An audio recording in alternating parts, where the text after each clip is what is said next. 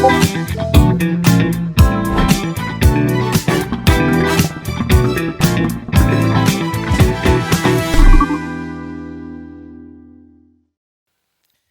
sou o Jonathan Padovez, eu sou médico e cirurgião geral formado pela Faculdade de Medicina da USP e hoje eu vou ter o prazer de conversar com Maria Dias, que na verdade poderia até estar fazendo ela no meu lugar de entrevistadora, porque é jornalista, já fez direito, mas depois decidiu fazer medicina e foi aprovada em segundo lugar na FMABC e no Sul São Paulo, em oncologia. E vou pedir para ela se apresentar um pouco e é com ela que a gente vai conversar hoje no Papo do Aprovado aqui do MedCoff.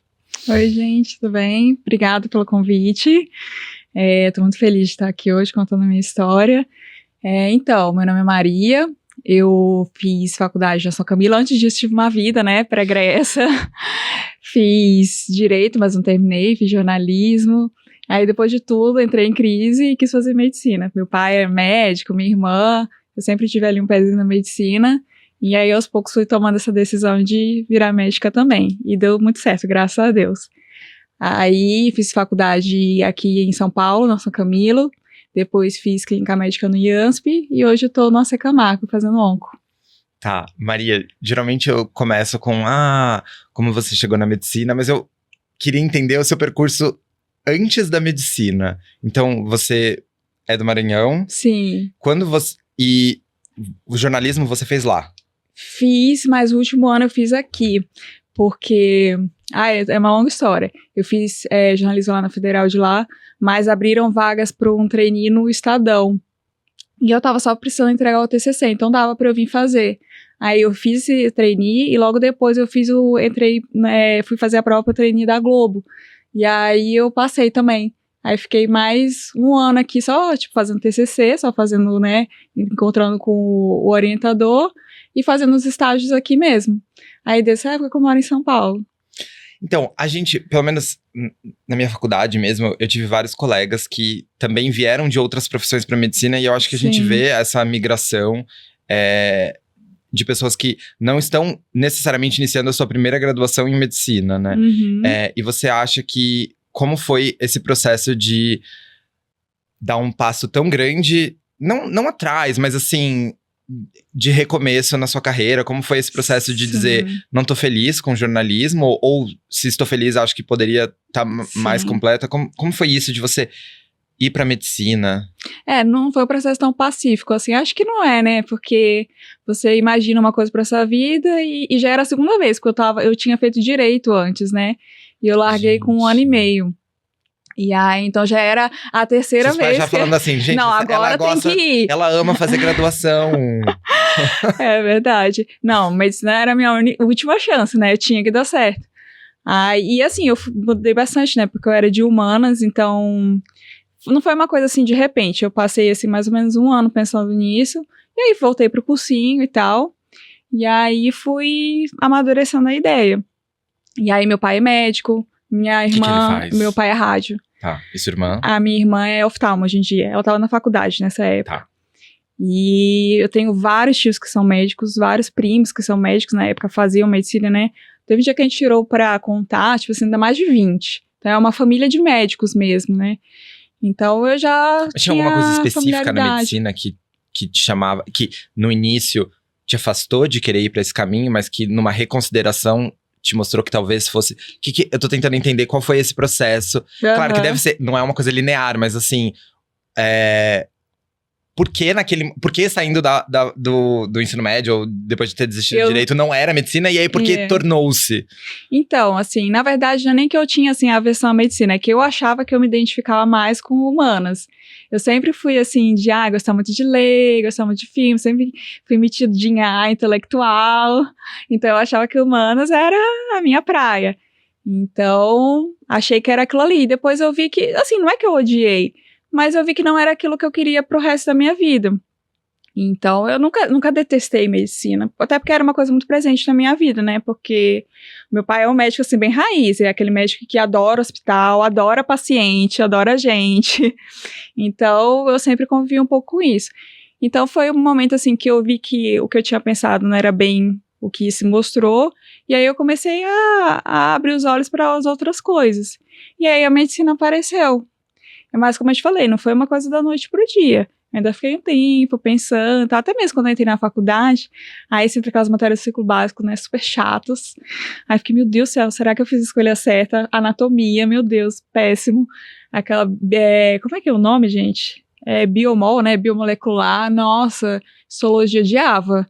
Mas, assim, eu entendi que, tipo, fazia parte e que mais pra frente ia chegar a clínica, a prática e eu ia gostar.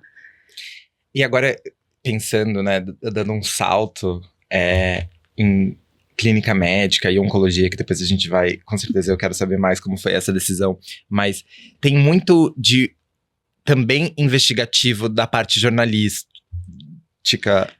Meio house, assim, né, na clínica. Não, mas mais do que isso também. Claro, tem isso demais, né? Mas de conversar com a pessoa, Sim, de eu a parte ficar que eu mais muito. adoro. Então, exato. E eu penso que, claro, tem. Quem sou eu pra falar alguma coisa de jornalismo, né? Não sei nada, mas na minha fantasia tem muito de você conversar muito com as pessoas, Sim. e você gostar de gente, de você investigar. E a clínica e a oncologia tem muito isso, né? De você ficar Sim. muito tempo falando com alguém, porque você precisa entender a história daquela pessoa, né? Então talvez você sente que o que você aprendeu no jornalismo se aplicou nisso. Com certeza, eu acho que me deu uma bagagem de vida mesmo, assim. Acho que talvez se eu tivesse entrado na faculdade de medicina com 18 anos, eu ia ser bem boba, assim, bem imatura. E eu ter feito essas coisas antes me deu uma certa maturidade, né? Claro que eu amadureci ainda muito na faculdade de medicina, muito na residência, mas me deu outra visão. E eu adoro conversar com os pacientes, amo. Eu sou aquela pessoa que sai do hospital 11 horas da noite, porque eu tô conversando com os pacientes. Inclusive, não recomendo. Mas eu adoro conversar com os pacientes. E como foi pra você estudar pra passar em medicina, depois de ter feito jornalismo, depois de estar tantos anos longe dessas matérias básicas? Exato, como foi seu processo? Eu não vou romantizar esse processo, porque realmente, assim, é difícil, muito difícil você voltar a estudar depois que você eu comecei a estudar com 23, 24 anos, né, de novo. Então eu tinha esquecido tudo. Eu só sabia a história, que eu gostava muito de estudar, né, mesmo depois da escola, e geografia, assim, porque eu era jornalista, sabia de geopolítica, mas, poxa, exatos, foi um drama, assim. Mas você acredita que no final das contas a matéria que eu mais gostava era matemática? Mentira! Poxa, juro. Não é possível. Juro, cara, eu gostava muito. Eu fiquei até dando aula pro meu primo, que tava na escola. Eu dei umas aulas pra ele de matemática, você acredita? E você tinha, como era a sua rotina de estudos pra faculdade? Assim, não era tão organizada, não. Eu estudava mais pra prova mesmo. Tipo, na faculdade, você fala, né? Não. Pra entrar em medicina. Pra entrar em medicina. Então, tive o primeiro período, assim, eu fiquei um pouco perdida. Aí, depois eu comecei a me organizar. Eu entendi que eu não estudava bem em casa e aí eu decidi ficar lá no cursinho. Aí eu passava todas as tardes lá, fazendo questão e tudo. Aí foi assim que eu consegui me organizar. Tá. Então, entramos na faculdade em... Foi que ano que você entrou? Foi em 2016. 2016, tá, na São Camilo. Isso. E aí, primeiro ano de faculdade de medicina, você fala, meu Deus, acho que escolhi errado. Detestei o ciclo básico. Porque tem bioquímica, anatomia. E aí, o que te segurou na faculdade? Foi pensar que teria o ciclo clínico depois. Mas aí você conseguiu, sei lá, fazer alguma liga, alguma coisa que... Como foi vários. Isso pra... Aí isso também vai dando um ânimozinho, né? Eu fiz liga de clínica, fiz liga de ped, fiz liga de onco. Acho que foram essas 3. E aí dava um ânimo nessas atividades, assim, extra. E você já queria, então, logo nesse começo, você já pensava, quero ser clínica, quero ser o house? Não, eu queria ser onco desde o começo, acredita? Eu quis fazer onco porque no cursinho que eu fazia, que é lá na Vila Mariana, ele é pertinho de um sebo, tinha um sebo bem ali do lado, e eu via passando esse sebo, porque eu gosto de ler, né? Aí eu achei um livro do Drauzio Varela, se chama Por um Fio, não sei se você já ouviu falar, acho que até fizeram um filme agora, mas eu nunca vi. E o Drauzio é onco, né? O Drauzio é onco infecto. Aí ele, nesse livro, ele conta a história de vários pacientes dele. Cada capítulo é um paciente, é o nome de um paciente e ele conta a história deles. E o último capítulo é o irmão dele. O irmão dele era onco também, trabalhavam juntos. E ele teve câncer de pulmão. E ele faleceu. Então, assim, esse livro, não sei, assim, ressoou comigo, sabe? Eu gostei pra caramba. E aí, desde essa época, me chamou a atenção pra onco. Assim, claro que, né, depois eu tive a faculdade, todas as vezes, eu não decidi ser onco por causa desse livro. Mas foi a primeira coisa que me chamou a atenção. Eu tenho esse livro até hoje lá em casa, velhinho, que ele já era de sebo, né? E agora já tem 10 anos que eu comprei ele. Nossa, que história linda. E aí, durante o percurso da faculdade, você não, por exemplo, não se interessou pelas áreas cirúrgicas? Nunca. Saí. Tô fora, gente. Sempre fui horrível de cirurgia. Nossa, zero habilidade manual. E aí, pra passar no IANSP, como foi seu processo de estudos? Como você se organizou? Você entrou direto? Então, minha faculdade terminou no meio do ano, né? Então eu tive esses 6 meses aí pra estudar para as provas com mais tempo. Na verdade, eu já tinha começado o cursinho no 5º ano, já dei uma estudada. No 6º ano já estudei mais, mas nos últimos 6 meses peguei mais com força, assim. A minha inspiração foi minha irmã. A minha irmã, nossa, ela arrasou na época das provas dela. Ela fez oftalmo lá no Unifesp.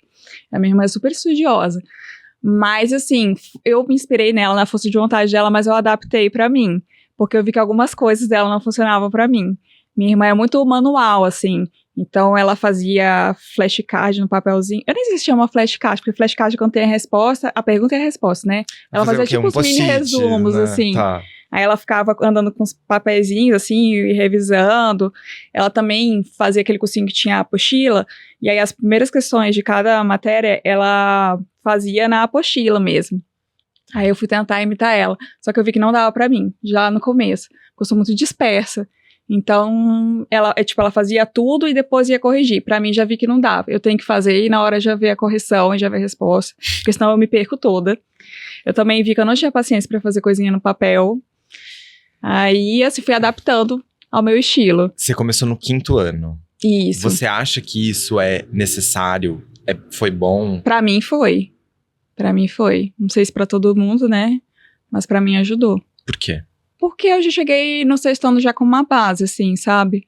Não era a primeira vez que eu tava vendo os assuntos. Então, pra mim foi bem legal. E aí, você falou que você terminou no 1º semestre. Isso. E aí, você teve todo o 2º semestre quase que exclusivamente pra estudar. Ainda trabalhei um pouquinho, mas foi mais voltado pra estudo. Tá, como era a sua rotina? Então, naquela época, eu vi também que eu não conseguia muito estudar em casa, diferente da minha irmã. E aí, eu decidi assim, não, eu vou me proteger de mim mesma, eu vou arranjar um lugar pra eu estudar. E aí, eu achei uma salinha de estudo perto do lugar onde eu morava, e eu fui pra lá. E foi muito bom, assim, porque quando você tá num lugar que todo mundo tá na mesma vibe, né, isso te estimula. Tinha um pessoal lá que era concurseiro, passava o dia, lá tinha gente que dormia lá, juro. Mas que lugar é esse? Eu fiquei muito curiosa. Juro, tinha gente que dormia lá, pô, tinha até um cantinho assim com os travesseiros. O pessoal, assim, era hardcore. Assim, nunca quis ser assim, tá? Mas, de certa forma, era inspirador. E aí, eu ia lá, passava, assim, em geral, um turno lá, não aguentava ficar muito tempo também, porque aí eu ficava com dor nas costas. Eu já era 30 a mais, quando eu fiz, né, a primeira prova de residência, então já tinha dor nas costas.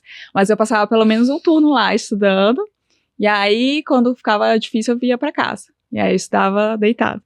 Mas, com certeza, me ajudou muito mesmo. E você era do time que precisava ver as aulas, preferia ficar nas questões? Eu tenho que ver a aula antes, pra fazer a questão. Eu via a aula e depois fazia as questões. Tá. E aí como foi o processo para decidir quais provas você ia prestar pro R1? Então, assim, não teve muito processo não, fui fazendo tudo. Eu fui atirando pra todo lado. Em São Paulo, né, que eu não queria sair daqui. E aí caramba, o que passar, vamos aí. Vamos na fé. E aí, então, você passou em mais de uma? Passei, na época. Eu passei no IANSP, na Santa Casa. Passei na ABC. Eu lembro que foram 5, mas eu acho que passei na São Camilo, eu fiz a prova lá da minha faculdade, passei também. E teve mais uma que eu não lembro. E como foi para decidir ficar no IANSP? Então, eu queria IANSP ou Santa Casa, e graças a Deus consegui passar nas duas. Fiquei em dúvida, mas aí eu conversei com pessoas que fizeram as duas e achei que era mais o meu perfil IANSP, né? As duas, eu sei que são conceituadas, são boas, mas eu achei que tinha mais a ver comigo o IANSP, aí eu fui pra lá. Então, eu acho que essa é uma dica muito boa, né, pensando em quem tá assistindo a gente. Claro que a gente vai focar agora na sua aprovação do R+, né? Sim. Mas eu acho que a trajetória é muito necessária pra entender porque a gente não começa do dia pra noite, né? Então tem todo esse processo. E de escolher, por exemplo, entre 2 serviços muito conceituados, qual deles... Claro, eu acho que esse é o sonho de todo mundo que tá fazendo o Magic Off, que é poder escolher. Poder escolher, Exato. E claro que não é um privilégio que se alcança sem muito esforço e nem, enfim. Mas você teve essa possibilidade, né? Sim. E eu acho que muita gente se encontra, às vezes, nessa dúvida, né? Vim de um outro serviço, me mudei para São Paulo, etc. Tô entre esses 2 lugares super conceituados, grandes, tradicionais. Como eu decido. E aí? Acho que é isso, assim, conversa com as pessoas, vai lá conhecer e segue seu coração. Acho que não tem resposta certa, sabe? Você tem que Será que fazer se você tivesse feito Santa Casa, você ia estar em outro lugar agora? Com certeza, né? Tudo muda, efeito borboleta. Não sei como eu ia estar hoje em dia. Mas com certeza, minha formação como clínica também teria sido muito bacana, tenho certeza. Tá bom. IANSP é um serviço que, de novo, é super tradicional, é um serviço de ensino de peso e de volume imenso, né? Muitos pacientes. Muitos. Como foi a residência lá? Sangrou muito? Sim, no começo sim, principalmente porque a emergência foi um dos meus primeiros estágios, então eu fiquei traumatizada, porque não suportava o procedimento, eu era assim, bem assim, sempre fui muito calminha, gosto de fazer as coisas com calma, e a emergência não dá pra fazer isso, né? Tem que ser ali, então fiquei um pouco assustada no começo. Mas é aquela coisa, né? Nada como o dia a dia. Você vai aprendendo, vai levando, vai vendo que todo mundo tá na mesma situação. E aí, assim, foi se construindo. Eu gostei muito de ir lá. É realmente um hospital que tem muito volume, muitos pacientes, policomórbidos, muitos idosos, né? O IANSP é um hospital de quase geriátrico, assim, muita gente idosa. Eu acho que eu nunca peguei um paciente, assim, de 20 e poucos anos, 30 e poucos anos lá, juro pra você. Não lembro. Sempre acima, assim, dos 50. Se eu peguei, deve ter sido, assim, uns 2 vezes. Então, lá tem esse viés também. Mas é muito bom, porque são pacientes mais complicados, então você aprende. E, enfim, eu amadureci muito lá mesmo. Muito, muito, muito. Quais foram os estágios, rotações, enfim, que você mais gostou e os que você menos gostou? Assim, que eu menos gostei... Vou falar emergência, mas eu acho, assim, que é um amor e ódio. Não necessariamente foi o que você menos aprendeu, né? Não, é um amor e ódio, assim, porque, tipo, realmente não era minha vibe, assim, mas eu aprendi muito. E no final das contas, depois da residência, eu até fiz uns plantões de emergência. Juro. Quem diria, né?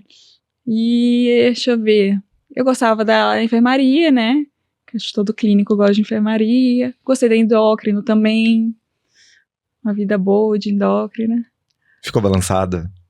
Não fiquei balançada, mas gostei. A hemato eu fiquei balançada, achei bem legal. A hemato é meio ali afim com a onco, né? É muito, né? Meu Deus, mas eu não consigo, do fundo do coração, entender como saber o nome de todas as linhagens das células. Hematopoéticas. Tipo, só a cascata de coagulação, não, já é uma coisa. Já pra mim... É verdade, gente. Mas eu admiro muito os colegas hematologistas. Não, eles são demais. Eles são mesmo. Tá bom, para os alunos que estão vendo a gente e querem fazer clínica no IANSP, você acha que o que eles precisam ter e qual é o perfil de pessoa que você acha que não que tenha necessariamente, mas falar, tô em dúvida, será que o IANSP é o meu lugar? Difícil falar assim, mas acho que o IANSP é um hospital para quem gosta de clinicar assim mesmo, tipo, os pacientes de lá são mais complicadinhos, às vezes chegam com uns diagnósticos incertos, então é legal para quem gosta dessa investigação. Tem alguns preceptores lá que são bem assim para esse lado, né, meio house, então acho que se você quiser aprender com ele, você vai conseguir bastante.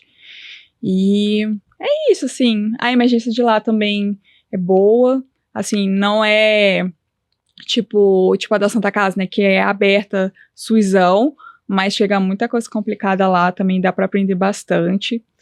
Enfim, assim, é um serviço grande em São Paulo, dá para tirar muita coisa dali, viu?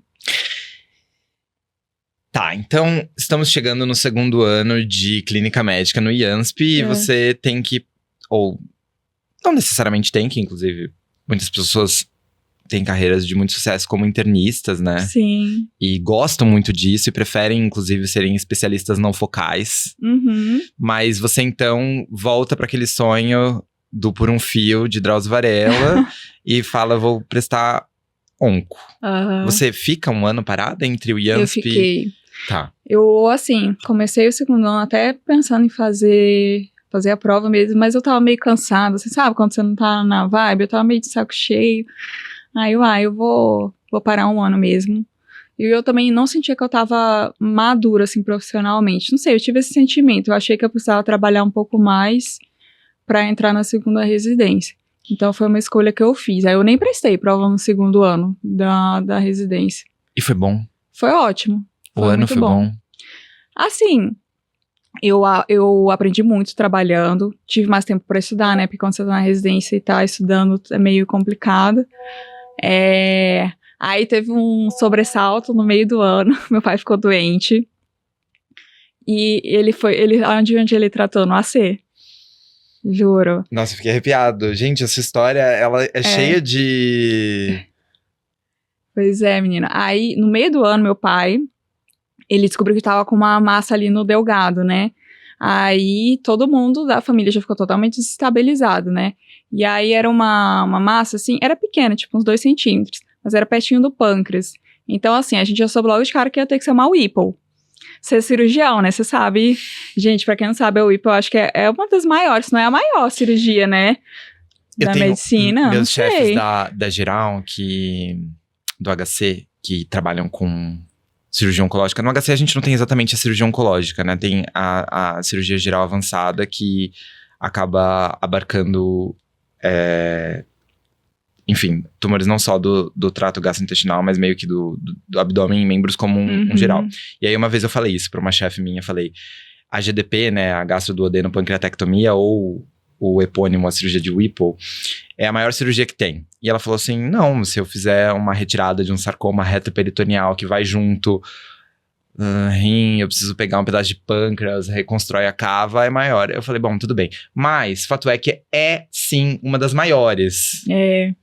E ainda mais pra gente que é médico, né, pensar, meu Deus, meu pai, alguém da minha família. Exato. Claro que, enfim, qualquer pessoa, mas você fica muito implicado, porque a gente sabe, né, Exato, de todas as complicações. dos riscos, sim. Exatamente. Aí meu pai é médico, né, e meu pai, ele não é só rádio, ele fez clínica antes também. Então, ele tem bastante noção, assim, de tudo. Não que os rádios não saibam, a gente sei que os rádios também sabem bastante coisa. Mas é cada uma experiência diferente, é uma experiência diferente. E a minha irmã também é médica, apesar de oftalmo, mas ela também sabia. O meu cunhado é cirurgião, então ele também, ele tava por dentro. Aí, assim, e a gente não sabia nem a natureza, né? Tipo, se era maligna, se era benigna, nada. Então, foi, assim, bem desestabilizador isso. Aí, enfim, aí ele fez biópsia, no final das contas era um giste, tomou mais bonzinho, né? Mas, assim, o giste é aquele tumor que você não pode brincar também, né? Porque ele cresce muito. E, assim, o giste de baixo grau é bonzinho, que graças a Deus o meu pai era esse. Mas tem os gistes do mal também, né? Que você não pode ficar dando bobeira. E aí, de qualquer forma, não podia deixar lá. Tinha que tirar. Aí a gente foi procurar um serviço pra fazer. Aí eu já tinha feito um estágio no AC. Aí eu falei, não, pai, vamos lá no AC. E aí ele consultou lá e decidiu fazer a cirurgia lá. Ainda quando ele foi pra cirurgia, ainda tinha uma mínima esperança de fazer uma ressecção, segmentar ali, mas não deu. Muito difícil, né? Que era coladinho ali no pâncreas. É difícil. Aí eu sei que ele fez. E aí, gente, assim, todas as complicações que você pode imaginar na sua vida ele teve. CRM positivo, né? CRM positivo. Tudo. Tipo assim, cara, meu pai ficou muito mal, pô. Tipo, ele ficou 2 meses e meio internado lá no AC. Juro. Isso foi em outubro, na época das provas. Eu parei de estudar total, assim. Total. Aí, tipo, ele teve tudo. Ele teve choque séptico. Meu pai quase morreu esse dia. Foi horrível. Eu e minha irmã, a gente ficou assim, desesperado. Ele teve fístula, pancreato. É pancreato biliar que fala, né? Depende da altura, mas... Acho que é uma fístula, pronto. Isso aí já é muito cirurgião. Não, E ele teve um monte de coleção abdominal, teve que drenar várias vezes. Teve gastroparesia, mas assim, ferrado. Ele ficou um tempão de NPT. Teve estenose biliar. Teve neutropenia secundária Bactrim. Gente, quem tem neutropenia secundária Bactrim? Ele ficou 400 de neutrófilo por causa de Bactrim. Aí eu sei que foi assim, uma internação muito, muito conturbada. E você? nesse E eu tava momento. assim, gente, eu não vou fazer onco mais. Não vou. Não aguento isso. Eu tava tipo assim, cara. Nossa, eu fiquei realmente assim, balançada, assim, de não querer mais fazer.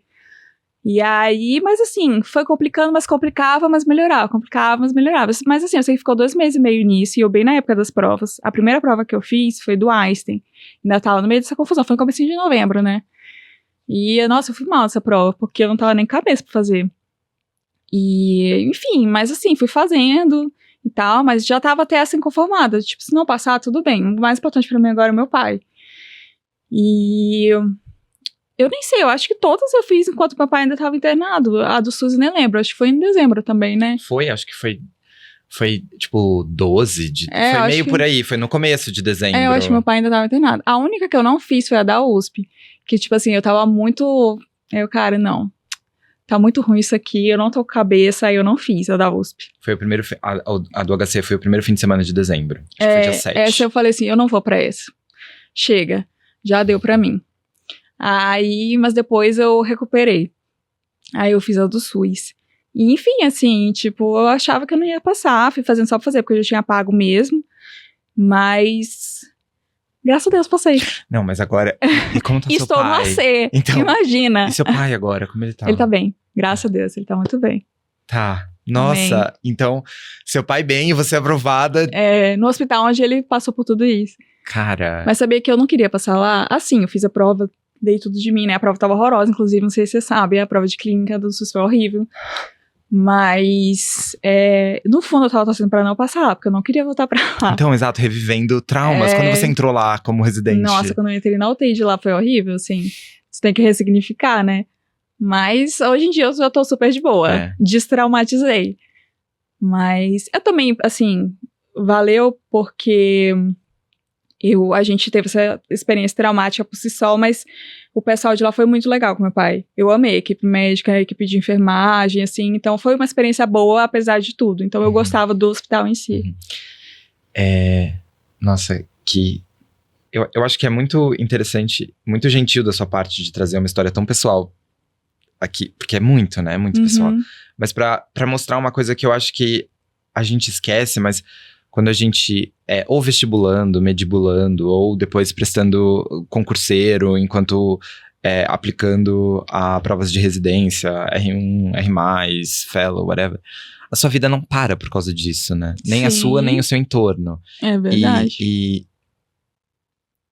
E às vezes a gente se cobra de uma forma que não reconhece justamente, poxa, como eu vou conseguir estudar mais horas ou parar ainda mais, sendo que, sei lá, eu preciso dar assistência ao meu pai, minha mãe, então, enfim, isso é muito...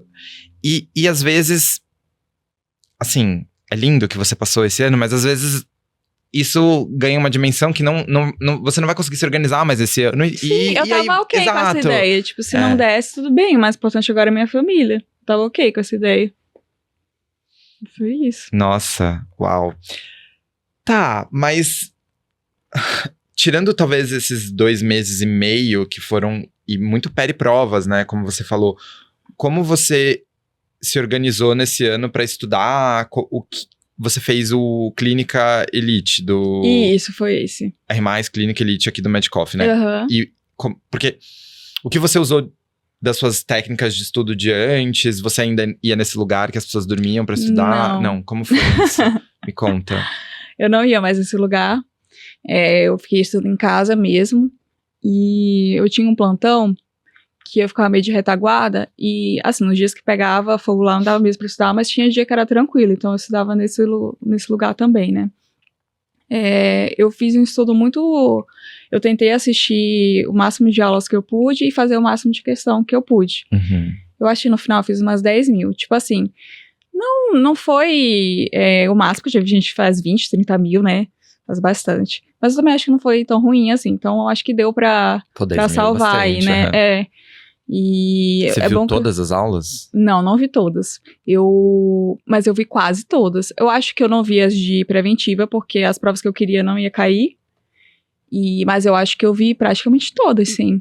E me navega pela sua rotina. Você acordava que horas? E aí fazia o quê? Porque de repente tem alguém que também tá prestando isso sim. e como você falou, a sua irmã estuda de um jeito diferente de você, mas alguém talvez estude de um jeito semelhante ao seu e a sua Sim. dica seja pertinente. Quando eu acordava cedo, né? Eu sempre gostei de acordar cedo, assistir às aulas e ia fazer questão. Tem o cronograma lá do Medicoff, né? Mas eu tentava adiantar quando eu podia. Assistia mais aulas na semana do que o que era indicado. Não sei se isso dá certo para todo mundo, mas eu tentava, parece que eu tava adivinhando, né? Que ia acontecer alguma coisa que eu não ia poder assistir tudo depois.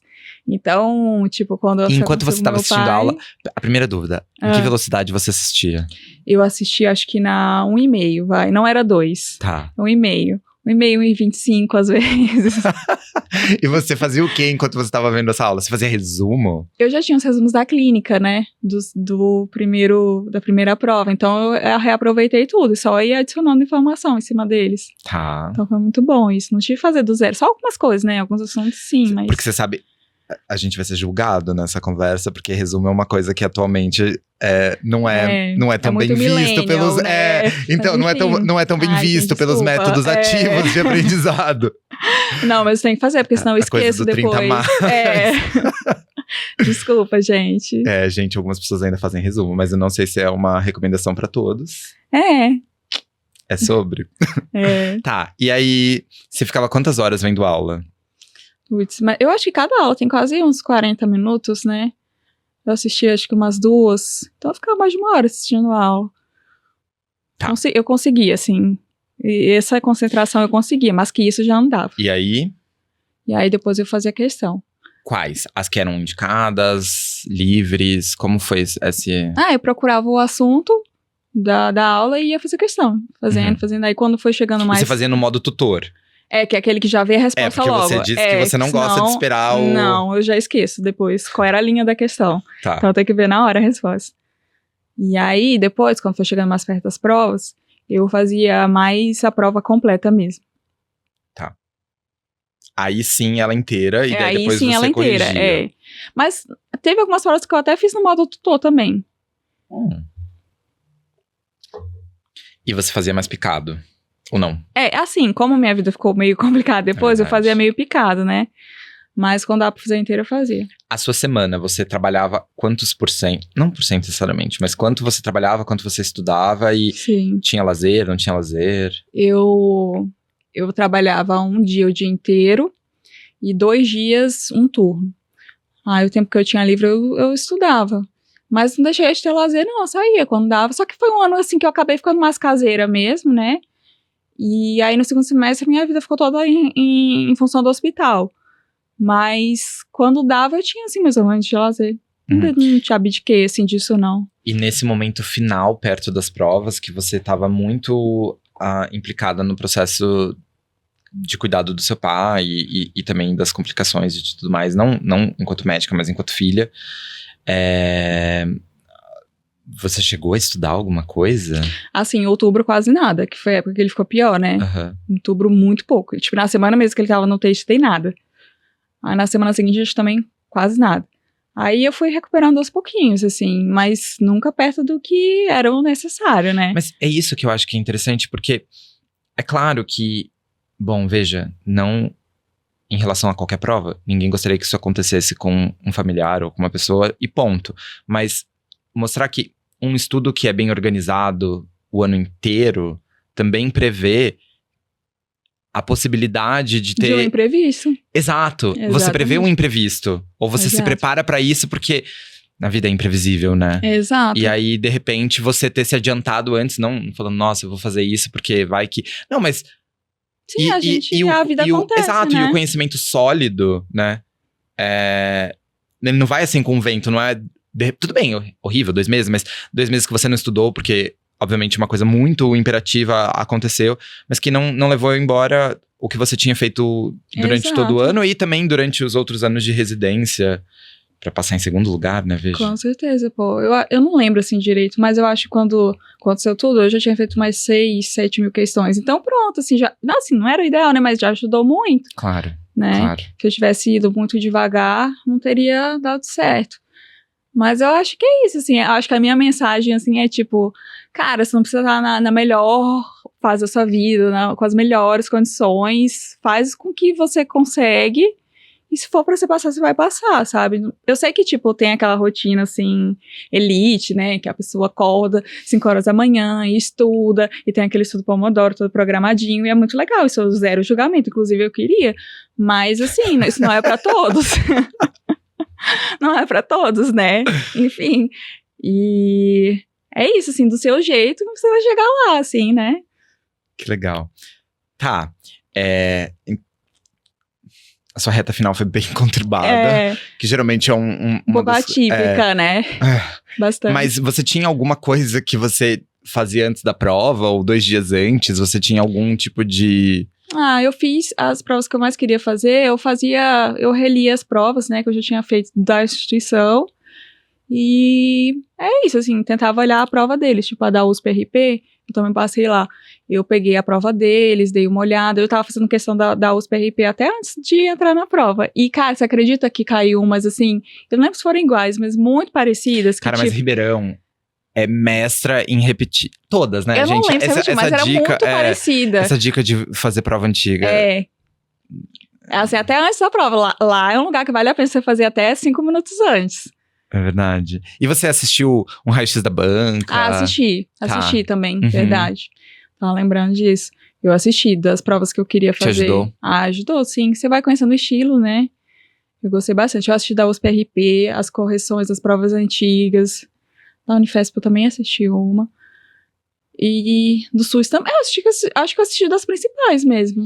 Nossa, então você teve coragem de ficar fazendo questão até o último minuto antes de entrar? Da USP, sim. Das outras eu não lembro. Mas da USP eu sabia que tinha isso, de ter as questões parecidas. E aí eu fui até lá, fazendo questão. E quando saiu o resultado? Eu fiquei muito feliz, porque eu achava que eu não ia passar em nada. Eu fiquei muito feliz, pô. Foi realmente, assim, uma surpresa muito boa. Tipo assim, algumas da do ABC, na hora que eu conferi o resultado, eu já sabia que eu tinha ido bem. E já tinham me colocado no grupo, eu já sabia que eu ia passar. Então essa não foi surpresa. Mas todas as outras, eu nem quis entrar em grupo, né? Que eu achava que tinha ido mal e tal. Todas as outras foi surpresa. Não sabia mesmo. E aí, quando você falou, vou pra você... Porque no SUS, você faz a prova e aí você, a partir da sua nota... Tem o leilão, Tem um leilão de vagas, exato. Isso. E aí, como foi esse processo? Então, eu não achava que eu ia passar no SUS. E já tinha saído o resultado da USP, né? Da USP-RP. Que você tinha passado. Que eu tinha passado. Assim, eu tava bem pertinho pra entrar. Aí eu já sabia que eu ia passar lá. E eu já tava, assim, de mala e cuia pra ir pra Ribeirão. Inclusive, eu fui lá conhecer o serviço, eu gostei. É um estilo diferente, né, do AC. Ela é SUS. Mas eu gostei. E eu tava de saco cheio de São Paulo, assim. Acho que por tudo que eu passei, né, eu queria ir pra uma vida mais tranquila, interior. Então eu tava super feliz de morar no interior, já de chapéu de cowboy, botina pra morar em Ribeirão. E aí, boiadeira. Mas aí saiu o resultado do SUS. Aí eu fiquei balançada, porque eu fiquei numa posição legal, né? E todo mundo falava bem do AC, e eu conhecia o AC. Aí eu fui conversar com as pessoas, eu tinha uma R+, do IANSP que fazia... Tinha 2 R+, do IANSP que faziam lá, e eu fui perguntar pra uma delas, né, minha amiga. Aí ela me contou tudo e tal, conversei com várias pessoas, aí enfim, acabei decidindo pelo AC. Mas eu acho que eu seria feliz lá em Ribeirão também, né? Mas acabei ficando no AC. E... Quando você chegou lá, você disse que principalmente a UTI, né, foi mais difícil no começo. Mas como tá sendo? Tá sendo ótimo. Assim, a onco é difícil por si só, né? O assunto é muito difícil. É meio hemato vibes, né? Nossa senhora, é muito difícil. Até falar o nome da medicação é difícil. São 3 anos. E eu vou te falar, não acho exagero, pô, porque é muita coisa pra aprender. Não, e depois você ainda... meio que se especializa em algum setor, né? Tipo, respiratório, trato gastrointestinal, sarcomas melanomas, ginecológicos ou urológicos. Porque realmente é um assunto enorme. E quando a gente pensa saindo também um pouco de SUS, entra toda uma nova... Não exatamente nova, mas é porque realmente é menos disponível fora de protocolos de estudo do SUS, de imunoterapias e de terapias-alvos, né? Que me parece que você... Tem acesso. Então, você também ganha todo esse campo de ação, mas também de estudo, de precisar saber. Sim. E é muito complexo, né? Nossa, é muito difícil, assim. Você tem que aprender a interpretar os estudos. Eu tinha uma noção, porque eu tinha estudado na preventiva para o RI1, Mas, assim, é muito mais aprofundado. Eu tô ainda lutando pra aprender mesmo, de fato, né? Eu e meus colegas também. Graças a Deus eu não estou sozinha nisso, porque é difícil pra todo mundo, né? E, enfim, as medicações são complicadas, os efeitos colaterais são complicados, a doença é complicada em si, né? Tipo, tem muitos desenrolares. Mas eu tô feliz, assim. Eu acho que tem as coisas ruins, né? Tipo, a gente vê muita tristeza, mas a gente também vê muita coisa legal. A gente tem pacientes metastáticos vivendo há muito tempo, com boa qualidade de vida, sabe? Eu acho que quebra um pouco do estigma, assim, que não adianta, todo mundo tem um pouco isso, né, com o câncer. E quando você trabalha na oncologia, você vê que não é bem assim. Minha melhor amiga, que também, enfim, fez Medicoff, agora ela é fellow da ginecologia oncológica no... Não é fellow, né? Eu falei fellow, mas é um R+, de oncogineco, no ICESP. E aí eu tava conversando com ela esses dias que eu acho muito difícil, né, o paciente oncológico, porque eu sinto que tem uma carga emocional muito grande. E ela, não, veja, pra mim, são os pacientes que muitas vezes estão tendo uma boa resposta ou têm estratégias curativas cirúrgicas. Então eu fico com esses pacientes que, aspas, estão com um tratamento mais redondo, de outras patologias, não, como se fosse de outras patologias não oncológicas, né? E ela, os casos mais difíceis ficam com a oncoclínica. Ela falando, e aí bom, agora com uma oncoclínica aqui, como é lidar com esses casos mais difíceis, né? Então, assim, nunca é fácil, né? Esse mês agora foi a primeira vez que eu chorei, assim, com paciente. Eu nunca tinha chorado na vida. Assim, já tinha ficado meio emocionada, assim, ficar com os olhos marejados, mas dessa vez, agora, sabe quando bate, assim, que era um cara novão, super jovem, com um filho pequeno, tinha 38 anos, e aí um câncer gástrico, assim, super agressivo, que tentou curar, achou que tava curado e de repente voltou com tudo. Assim, muito sofrimento pra família, pra ele mesmo, enfim. Aí esse dia eu chorei copiosamente. Mas assim, aí abriu a porteira, né? Porque daí a 2 dias eu tava chorando de novo. Mas é assim, gente. E a gente vai ter que aprender a lidar com isso, né? No dia a dia vai ter esses momentos tristes mesmo, mas também vai ter alegrias. Eu acho que o onco, assim, a função dele não é sempre curar, mas é ajudar de alguma forma. E você ajuda muito. Eu consegui ver isso. Certo. Então, acho que tentando talvez sumarizar um pouco, pensando agora no público que tá vendo a gente, né? Alguém no Papo do Aprovado que ou quer prestar clínica, ou quer prestar onco, tá fazendo o curso da Medicoff, mas que, como acho que a maioria dos casos, não consegue ser esse blogueiro que... o instagramável, aquela rotina, que né, tem maravilhosa. uma rotina perfeita. O que você diz pra essa pessoa, pensando na sua trajetória? Eu acho assim, não desista, não fique se comparando. Assim, claro que é muito bom poder ter essa rotina de blogueiro, né, todos queríamos, mas não é pra todo mundo. Eu olho pra onde? Pra cá? Pra aqui? Pra cá. Mas faça com o que você tem, do jeito que você pode, e se for pra ser, vai ser. Sabe, tipo, eu passei pela maior dificuldade da minha vida no ano que eu tava prestando residência, achava que não ia passar, mas ainda assim fui lá fazer as provas, mesmo desacreditada, e passei. Então, se é pra você passar, você vai passar. Não tem pra onde correr, se é seu, é seu. Então, não desista. E uma última, assim, eu acho que essa linha de não desistir é muito boa, né? Mas como conseguir ter força ou ter interesse? É isso, é muito difícil, mas como conseguir continuar estudando ou tendo esse objetivo, apesar de todos esses... Eu acho que assim, é pensar no seu objetivo, né? Tipo, poxa, meu sonho é ser onco, meu sonho é ser cardio, é ser, sei lá, endócrino.